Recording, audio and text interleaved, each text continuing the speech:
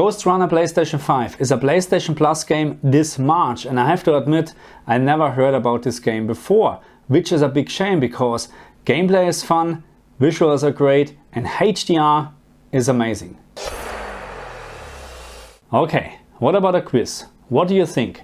Does Ghostrunner on the PlayStation 5 supports the HDR calibration menu? What do you think?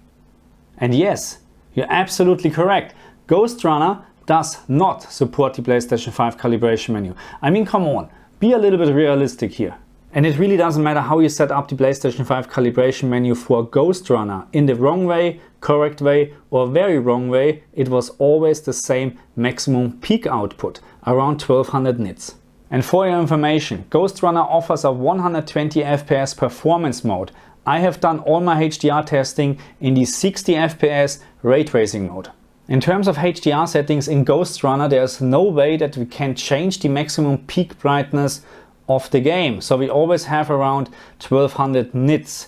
We have the HDR options called HDR Profile 1 to 5, and I will talk about this a little bit later. Right now I like to focus your attention actually on the brightness setting, which has no impact at all when you play the game in HDR. When you disable HDR in the option menu on the PlayStation 5, then this menu has actually some impact, but again, just for SDR, not for HDR.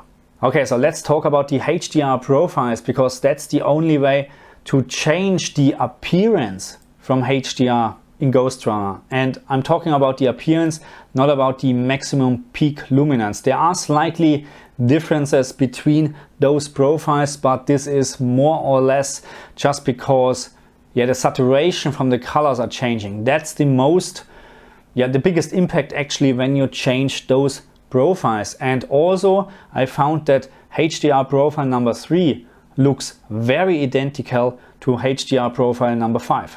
Starting with HDR profile number 1, which has the highest saturation in the game. It is very vivid and the contrast is just amazing. HDR profile number 2 offers already less saturation, less vividness, and the contrast, in my opinion, is also not that great as with profile number 1. HDR profile number 3 is just another step down in terms of saturation, and I think that the contrast is very similar actually to HDR profile number 2. And last but not least, HDR profile number 4 offers the lowest saturation in the game, and in my opinion it's just way too less. And before I keep asking what about HDR profile number 5, I found HDR profile number 5 and number 3 are offering exactly or almost the same identical picture, so that's why it's not worth to mention. What HDR profile you're using to play this game is absolutely up to you. I really like HDR profile number 1. I like the very oversaturated colors, but I have to say, in a game like this, I don't mind if the colors are not 100% correct. I just enjoy actually the great HDR in this game, and I was very surprised because I really never heard about this game before, and oh my god, almost. And then I was very surprised actually with stunning visuals, almost perfect 60 FPS gameplay, ray tracing, and again, great HDR. And now of course we have to answer the question, HGiG or dynamic tone mapping on in this game. And I have to say, and I will say this after I killed this guy here, I did it. It's very hard, this game sometimes.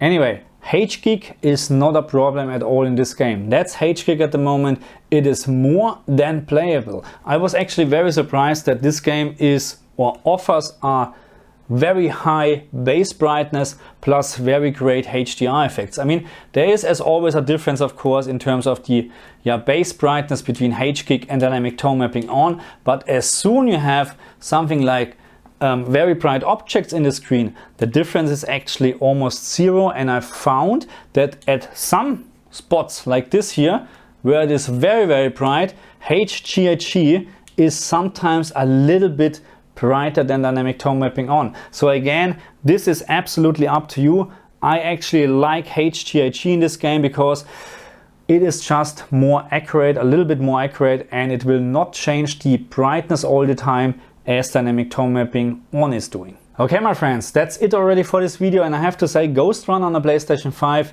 a surprisingly very great title. I never heard about this game before, but in terms of the visual, the gameplay and HDR, just very nice to play. And if it wouldn't be in the PlayStation Plus package this month, I would probably never touch it, and this is a big shame actually. This is worth to play this game. But I have to say it is very hard sometimes, very hard. But anyway, check it out, PlayStation Plus this month. And now I have to kill this guy. I see you guys next time. Bye.